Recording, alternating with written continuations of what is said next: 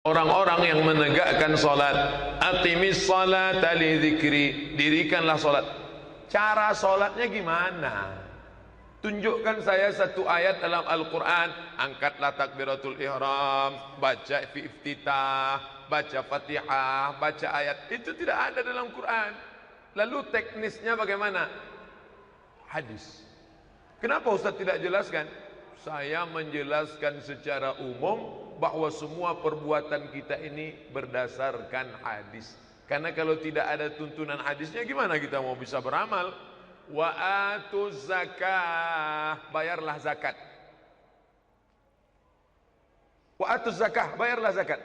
Alladzina yunfiquna amwalahum, mereka yang mengeluarkan zakat harta mereka. Wa atu haqqahu yauma hasadih, keluarkanlah zakat tanamanmu ketika panen.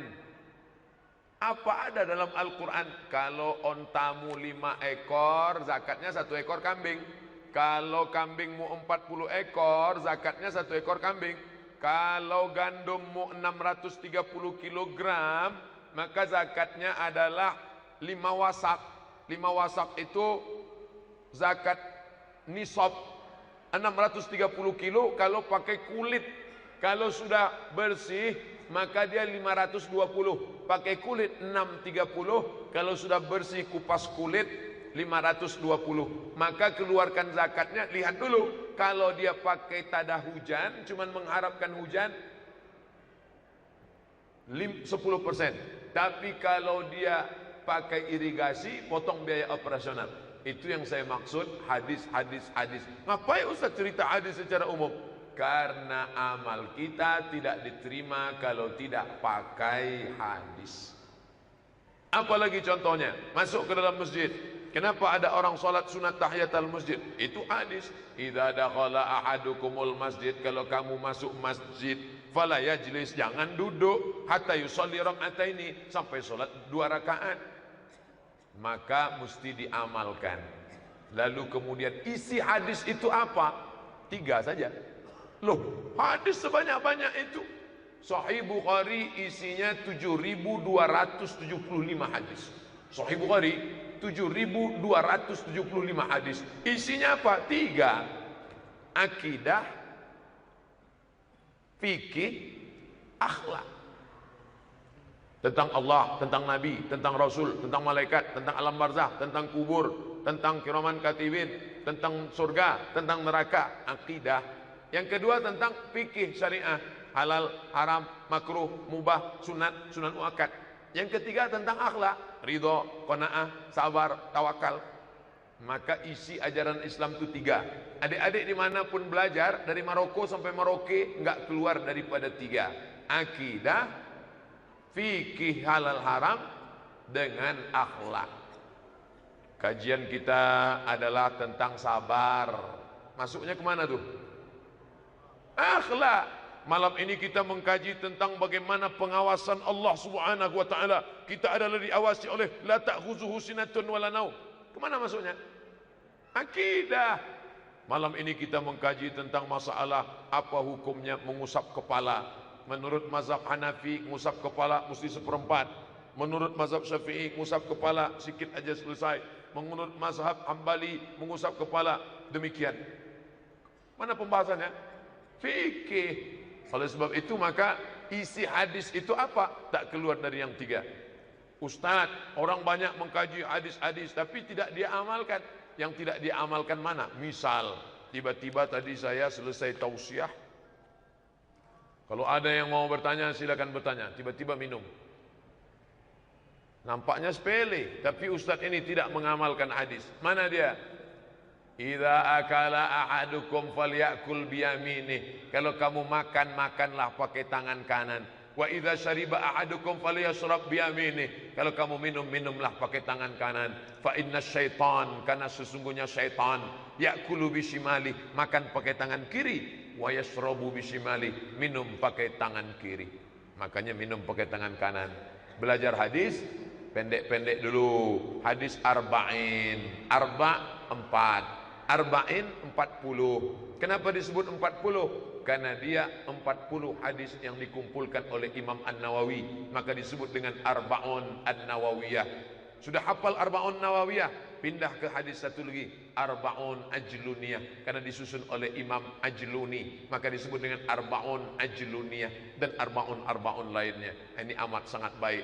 Kalau gitu saya pilih aja Pak Ustadz, ambil yang pendek-pendek, ambil yang enak-enak, ambil yang tentang keseharian. Bagus. Adik-adik anak kita yang sekolah SD IT, SMP IT, SMA IT, tahun pertama 40 hadis, tahun kedua 40 hadis, tahun ketiga 40 hadis, sehingga ketika dia tamat SMP 3 tahun 120.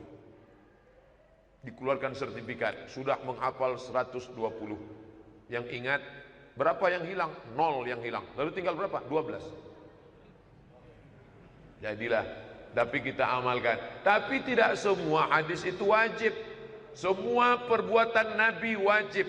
Kalau semua perbuatan Nabi wajib, maka adik-adik yang pakai batik haram.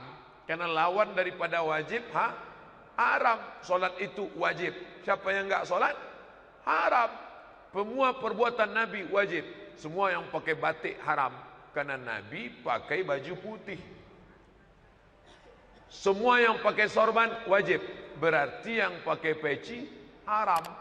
Yang enggak pakai peci haram kuadrat.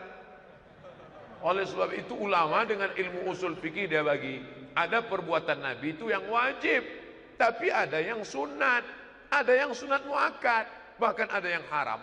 Loh, perbuatan Nabi kok haram? Ya, perbuatan Nabi haram. Mana contoh perbuatan Nabi yang haram? Nikah nggak pakai mahar. Nabi boleh nikah nggak pakai mahar, tapi kita mesti ada maharnya.